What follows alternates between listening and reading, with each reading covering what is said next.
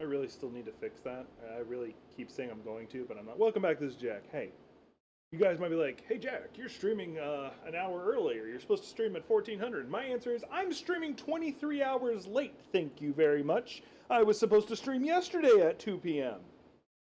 Nah. Yeah, no, sorry about that. I was actually feeling really sick and antisocial yesterday, so took a mental health day, took the day off, but I'm feeling much better today. I was able to do cables management Friday. I was able to do my laundry. I haven't made my bed yet still, because so that's why that door is closed. And if you haven't noticed, this is a new angle. One of the things I wanted to work on and succeeded on working on. I'm sorry, just noticed something I needed to correct. Almost about to fall.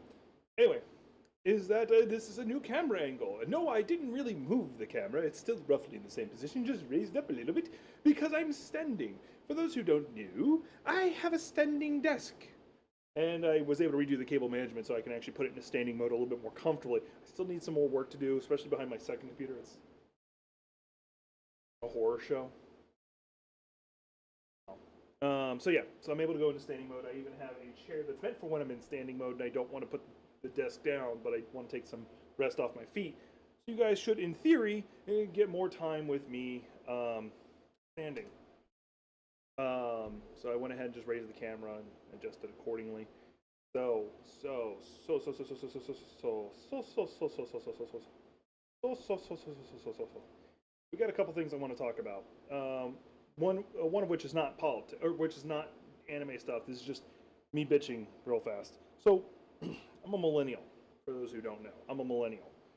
And one of the things I wanted to say is, can we please stop having these historical things, like these, once in a lifetime things happening in my lifetime, like within the same decade? I'd prefer that at least it not be in the same decade. So, what I mean is, I'm a millennial. I'm 36? 36, that sounds right. And we're going to ignore, like, up till about 2000. We'll go with the year 2000. There was the presidential election, and it was the first time we ever had a president win that didn't win the popular vote, and technically didn't win the election at all, but Supreme Court stuff. Not going to go into that. Not giving you a full historical explanation, but basically that historicalness right there. Then you have 9/11, biggest terrorist attack. Not to mention Columbine. Not to mention the 2008 economic collapse, which is, by the way, when I started going into the job market. So hey, that's why I went into the Navy. Let's see here. Then you have, the earthquake that caused the tsunami that caused Fukushima to go up. Historical stuff right there. Then you have, and you do have some good stuff, but then you have the first black president, economic collapse again, pandemic, once in a lifetime pandemic. You have president who's impeached twice. You have, and now I went through all that to get to this one. Hey, Gothic. I went to that all through that to get to this part. Here you go. Joseph R. Biden, also known as Joe Biden, also known as the President of the United States, who was running for re election, has decided he is not running anymore. He is dropping out, and we don't know who is going to replace him. We know he is saying he wants Kamala Harris, his current VP, to do so, which makes sense considering the fact that the way the super PAC system works, the way that money is donated, it has to go to her.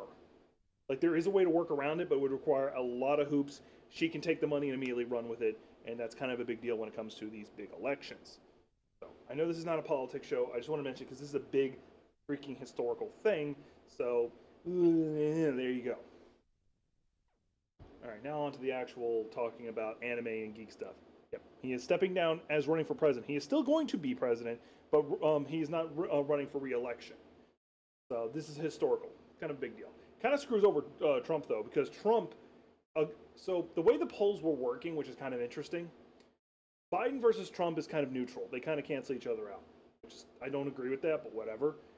But Trump versus any Democrat, literally any Democrat, a ham sandwich with a D on it versus Trump, and the ham sandwich would win. Now Biden versus any Republican who is not Trump, that Republican wins. That was the weird situation. So we had like the stalemate of bad cheese going against each other. And now with Biden stepping out, you just have this bad cheese and possibly Kamala Harris taking in the position. So we'll see how that goes. We don't, and if she does become the running president, then we don't know who's going to be her VP. If I had to guess, there's two possible candidates. Pete Buttigieg, who suddenly came out of nowhere again, and he's always been popular with the bigwig donors, and the other one being the California governor, because he's been very good about fighting Republicans, and the only downside is he doesn't bring anything to the ticket. California's going to go Democrat no matter what. Usually when they choose it, they want to bring in something. But he is a pasty white guy, and she is not, so that is what he brings. Take your pick on that. How you want to read that, what my thoughts are on that, take your pick. I don't like either of them. Hey, Peanut Head. Sorry, I was just going over some politics because there's some big historical stuff going on. I just wanted to mention it before I get into talking about things that are not politics.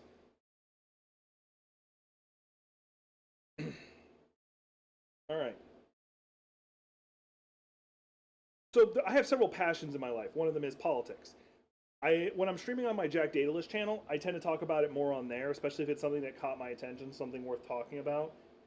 And so I try not to bring it up on here. And I just did something really big happen today. So anyway, pulling up a couple of the animes I watched, giving you some quick thoughts on them, new episodes and stuff.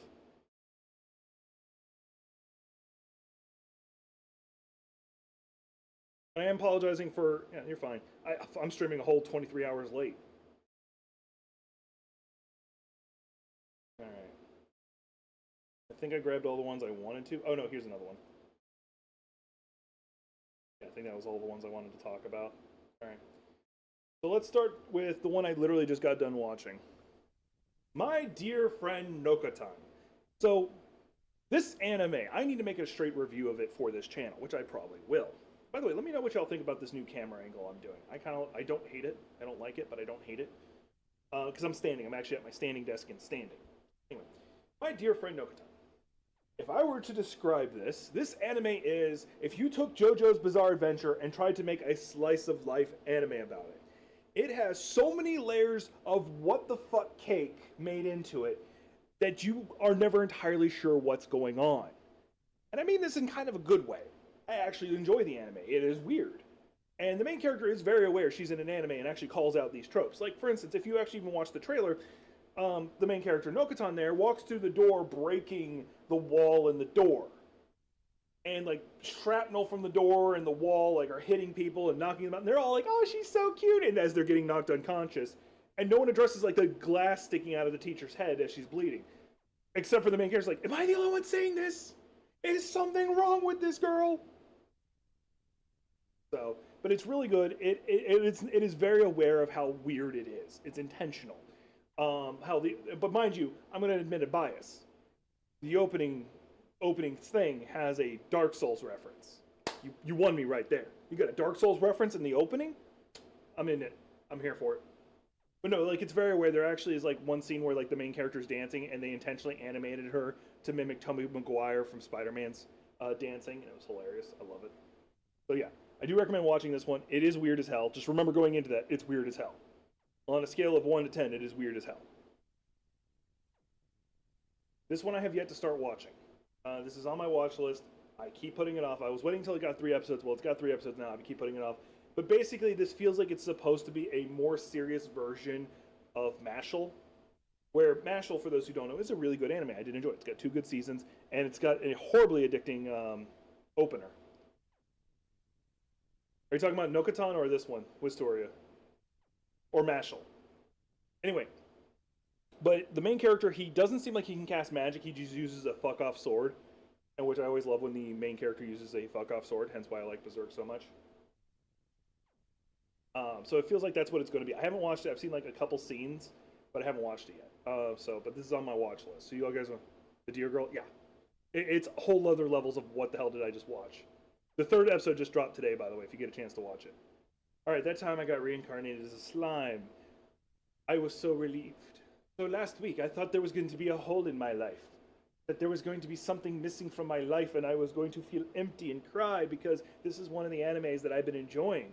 And I thought it had finished season 3 at like 12 episodes. I was like, no! You're supposed to have more episodes! Give me episodes! Because they took a week off, and I didn't know that. So, color me surprised when they have a new episode that came out this week. Now, with that part being said, the episode was really good. You're reminded that Rimuru's followers are powerful. Not even a joke, powerful. without going into too many spoilers, here's me spoiling everything. Um, so Rimuru is required to basically he's doing like a royal presentation where you had all the people of the Jura Federation territory having to come in and swear their loyalty. He doesn't want to do this because he doesn't really care, but it's kind of required. So he's like, all right, fuck it, whatever. So you have the lizard men who are already friends of his show up, and he's like, dude, you don't have to be formal with me. We're friends, whatever. But then you have like some of the other races that he hasn't met before showing up. You have a bull race and you have a horse race, and they hate each other. They're like constant war with each other. And they did tell him in advance he's going to have to flex his demon lordness at least once because of people like them who were like, yeah, if we don't think you're strong enough, we're not gonna follow you. And he flexes, and all the deer and minotaur people except for the main two like dip. They're like, oh, okay, yeah, he is a demon lord. That's right. And then you have these three assholes show up out of nowhere who are not a part of this, who were like just showing up to challenge Rimuru, like, hey, you beat up Clayman. We wanted to be the ones that beat him up and take his position. And Rimuru doesn't fight them. Shion does. And Rimuru looks at them like, Shion, they're as powerful as you, like equal in power level as you. Shion kicks the shit out of them, while, as Betty Mario says, holding back. Respect, like he's even impressed how much she's holding back, and she beat the shit out of them. And the three guys who showed up are the sons of one of the other demon lords, the giant guy, Daggerel. That's his name. I just remembered it. I'm never gonna forget Shion's name because she's one of my favorites. You know, something about her personality just really shines through. She's got great plot about her. I think y'all know where I'm going with this on this. I'm gonna cut away from that joke, but anyway, it's a really good episode. I do recommend it. When it comes to the English episodes, for those who are waiting for dub, they're up to this episode right here. I think it just dropped. Yeah, dubbed just now. Invitation for All Nations. But unfortunately, you don't get to see Beldora cutting loose if you're only waiting for dub. Oh, and because I can do this, so those three guys who showed up to pick a fight with Rimuru, this is what happened. Did not work? Are you not working? What the hell? Why button no work? Why button no work? You done messed up. Hang on a second. We have a catastrophe here. Button no working. There's an important detail here. Button no working. Why are you going out to that? Why you go? Oh no, that is the correct thing. Okay, hang on. We got a problem here. We got ourselves a problem here. If that button's not working, we got a problem. We got a problem. Sound capture effects. No, that's right. And why button no work? Hang on, let me push it again. Oh, wait a minute. I think I know what's causing it. No, I don't. And push it again. You done messed up. There we go. Now it's working. Yeah, they showed up and that's what happened. You don't messed up, wrong. And Gothic saying the rest of it in her house, apartment, mansion, castle thing.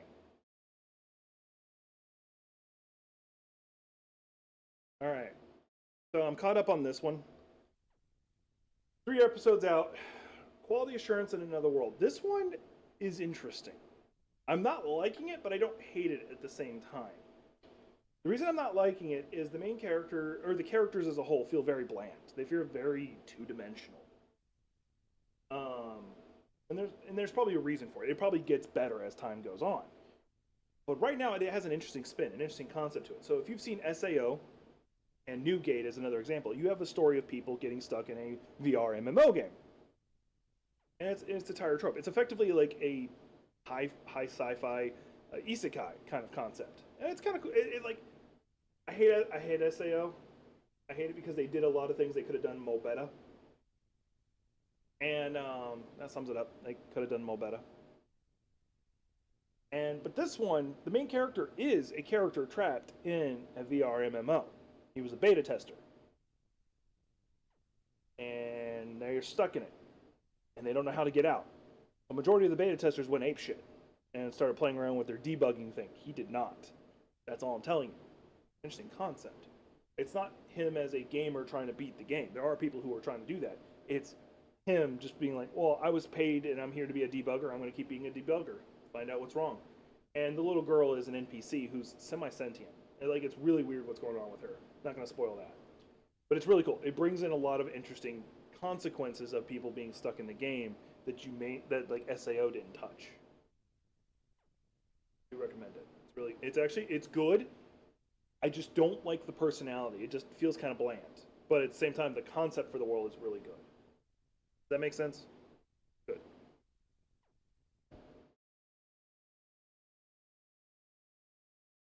All right, failure frame. So the last episode of this one really doesn't do anything in it. It kind of fills in like a couple little gaps in what needs to be explained, like what's going on with his class. So, quick explanation for what failure frame is. A whole college, high school class gets isekai'd into a new world. Okay? All of them have the usual isekai bullshit about them. You got pulled over, so now you have these powers. And the goddess, the chick in the back, she goes, "All right, now you're here to save us from this demon lord. We're going to now assess how powerful you are." Everybody walks up to the crystals, and there's like 3 people in the class who are what's considered S rank, and like various things. But the main character, he's an E rank, which is dead bottom. And she says, "As part of the ceremony for summoning you heroes," she doesn't talk like this, but I'm going to. I'll get full camera for this one. "As part of the ceremony for summoning you heroes, we have to send the weakest of you to this ruins. Because normally, historically, every time we've summoned heroes, the weakest of you always holds the rest back, so let's just go ahead and get rid of him now." And the main character, he gets kicked into what's known as the disposal ruins. And you find out a lot more was going on than that. Like, there's a lot more shady shit going on with that. This episode is pretty much, the last episode is pretty much him getting out of the ruins and finding out what's going on with his class and, like, how much more shady shit's going on. Like, the god is a lot more shady than she appears. It is a good anime. It does do a good twist on the whole concept of, pure nice goddess hero and summons in an isekai character, in this case, the whole class. And it does do an interesting job with, like, the social dynamics that comes from that. You have the characters who are like, "I'm the top of the class and important, and I'm coming from a rich family. Oh god, I have S-class powers in this world. I am the god king of this world." Kind of stuff like that.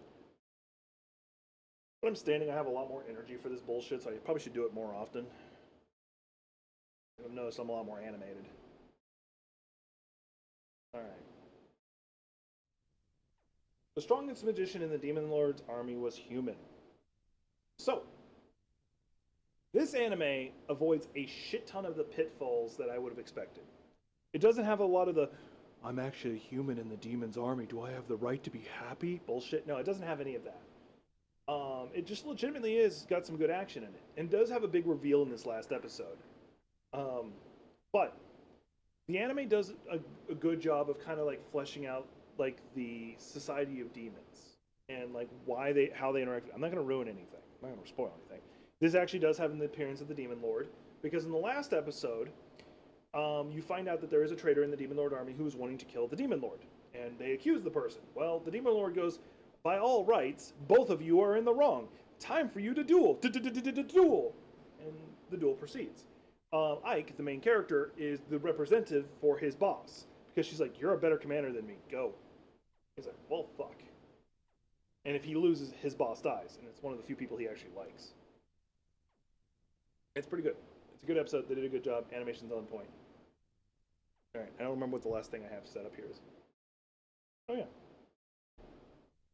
Alright. This one, I enjoyed. I actually enjoyed. There's only 3 episodes out. 4th one's probably coming out tomorrow. So this one has like several of the tropes that annoy the ever-loving hell out of me. It has the tropes. These exist in it. But for some reason, I was able to deal with it. So one of the tropes that annoys the hell out of me, you'll see in anime, especially when it comes to isekais. "I am this god-level character. I can punch and destroy a mountain, but for some reason I think I'm the weakest person in the world, that if someone took a piss in my direction, I might fall over dead from the smell." That's what you see a lot in animes. Like, there's some that it like kind of explains why they think that way. It's just not in their personality to do that. You see it in like Tsugamichi Moonlight Fantasy, where it's kind of a growth for his character realizing, wait a minute, I'm a lot more powerful than I think, and my army I've been building is a lot more powerful too. Like what the hell? Like he even addresses it, like I've been wrong this whole time. But there's like a handful of other animes where this is just a reoccurring trope where the characters are like insanely powerful but refuse to acknowledge it because of stupid reasons. And the first two episodes and most of the third, he is exactly that way. He's insanely powerful, doing things that normal people in that world cannot do. And he's like, well, anybody could actually have done this. I just got lucky, I guess. And the reason there's an actual explanation for it that is actually given. That's why it's only 2.5 episodes that he's like this. Him, her, and him are four of the most powerful adventurers in existence, and they trained him.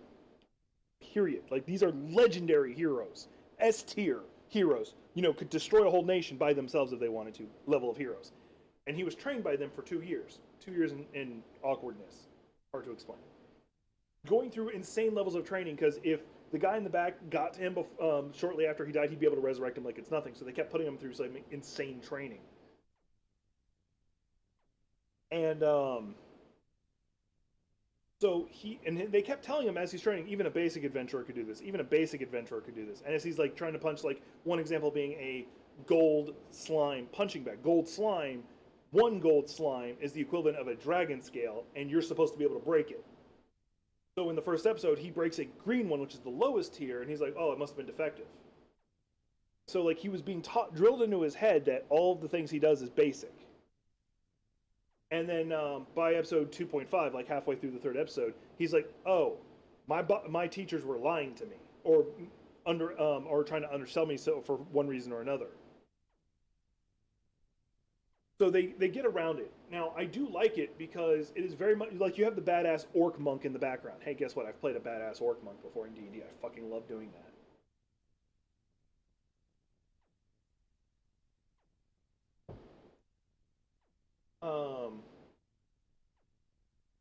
And it has a main character who's effectively a monk himself, because there are 4 premises that what makes an adventure in that world. You have their physical attributes, their magic control, and I forget the third one, but the last one is your mana capacity. Your mana capacity you cannot train up. It's not something you're born with either. It's something that when you're like between the ages of like 5 and 20, you're able to make grow. But if you haven't trained it to that point, it doesn't change. It stays small as hell. He did not become an adventurer until 30, therefore did not train it. So he did not train it. So he has like no magic capacity, like just none at all. However, with his time training with them, his physical capacity, his physical control, and his magic control, that was the 3, is obscene, like maxed out. But he has no capacity. So he's using like the most basic like wind spells to augment his punches, and it's toppling people who are doing like max level. And it's really good. It's really well done. Animation's on point. Characters are on point.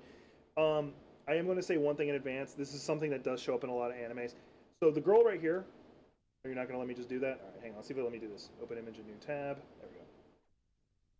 Her right there. She's not a maid. She's actually one of the adventurers. They even commented on the third episode, like she's not a maid or anything like that. This is just how she likes to dress. So, just a heads up on that.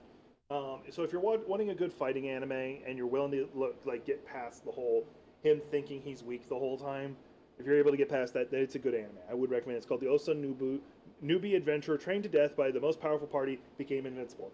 Try and say that 5 times fast. There is an anime I'm trying to get a hold of, but I think it's on one of the services I don't have, called I Parry Everything or something like that. That's one I want to watch because it has a similar premise, and I do enjoy that kind of premise. All right. I think that just caught us up on everything I've been keeping up with on anime. There's some I keep watching on repeat because reasons.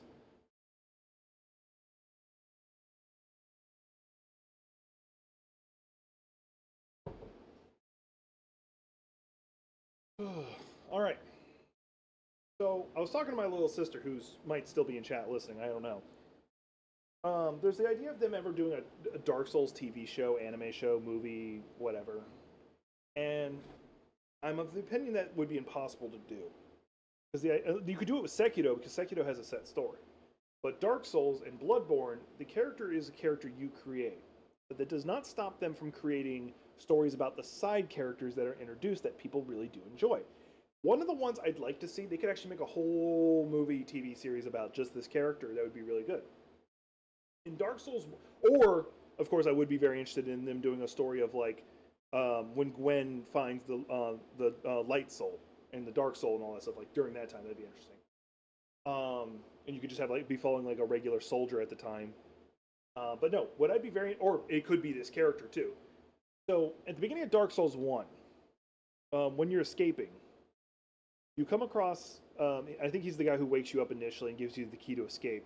And then eventually you get an Estus flask from him. It's this dying knight. If you go back, he's later on undead and you get to kill him if you want. What's his story? You feeling me? I'm kind of curious. What's his story? He went to the asylum after you. Or after somebody. Is it possible he was a soldier for Gwen back in the day? That he was in that war versus the immortal dragons. And then after the war, did stoof. Like, what's his story? I want to know. He's not Solaire. Solaire is fucking legit. Mind you, I almost wouldn't want them to do anything with Solaire, because if they did, it would fail. They just wouldn't have it right. I cannot literally imagine any actor pulling off Solaire correctly. And even then, they'd have to show like his fall into depression that happens in the Dark Souls game.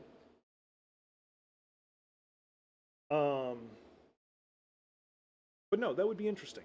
I think them doing like the prequel effectively to Dark Souls with like Gwen and his time with the war, the witches of Izalith, and their experiences with the Soul of Flame, Soul of Fire, whatever the fuck it was, that they tried to turn into another light soul, and turned into the bed of chaos. Like some of that would be very on point, very legit. I would enjoy that. You could also. Sorry, I thought I heard something. You could also use it as to explain like what happened to Gwendolyn, because you got to remember that in Dark Souls 1 you have the really giant girl who kind of sets you on like the fight the four kings and all that stuff. She's actually an illusion being maintained by her brother who dies in Dark Souls 3. It's never explained what happened to her. We know she left. She left before the story. She's not dead. She's just gone. It would be another like that would be another one of those interesting mysteries they could address if they did like a TV show. Um, I don't know who would like Miyazaki said he wouldn't be opposed to like making an Elden Ring or Dark Souls TV show or movie, but I don't see them pulling it off. There's a lot of things I'd love to see. Like if they did an Elden Ring one, I'd be very interested in them showing the rise of the Golden Order up till Godwyn's death. That would be interesting. Because you can't tell me like seeing Ranni in her original form and then her body dying to become the Ranni we know. That would be interesting. Seeing the original Radahn would be interesting. I don't care about Rickard. Millennia would be walking around at this time. Don't forget that. No, wait, no, she wouldn't.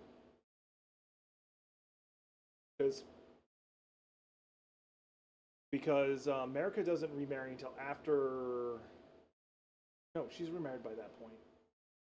Yeah, she's remarried by that point. Because basically, after Godfrey is exiled, then she remarries with Rodigan.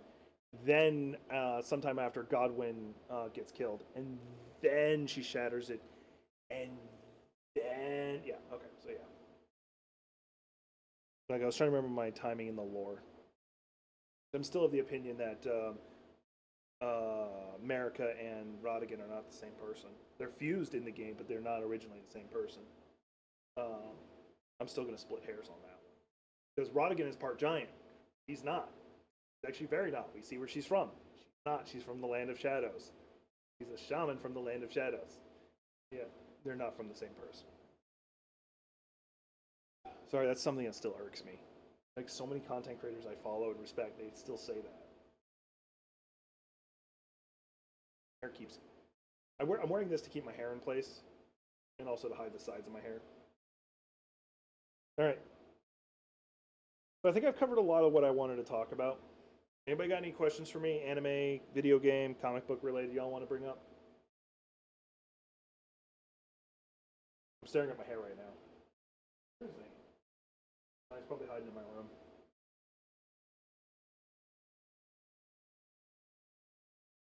There's a good chance I'll probably after this flip over to my Jack Dailish channel and do some Dark Souls 2 streaming. 50-50 shot on that. I still gotta beat that one chick, that one like Medusa chick who's like surrounded by poison. I did find out you can lower the poison in the room, so that'll be the big part of me doing that. We'll be finding how to do that.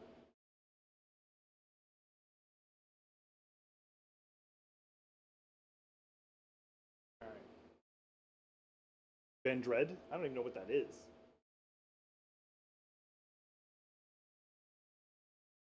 I'll look it up.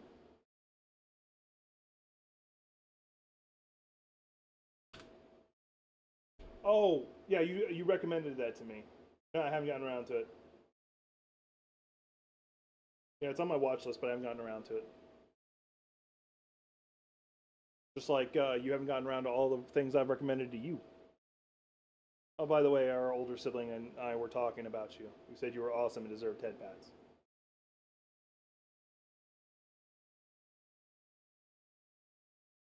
Ugh. All right, that's what I got. Might stream in a bit on my my Jack Daedalus channel. Okay, I think that's Nick logging in on her phone. Yeah, that's her. Okay. I just got an alert that saying somebody logged into one of my accounts, and I wanted to make sure. You watched those, but you haven't watched all of them. You haven't finished Demon Slayer yet. You haven't watched Tsukamichi. Oh, we gonna play this game? Big hearts. For those who don't know, Gothic Phoenix is my little sister, and I'm just shit talking her in chat.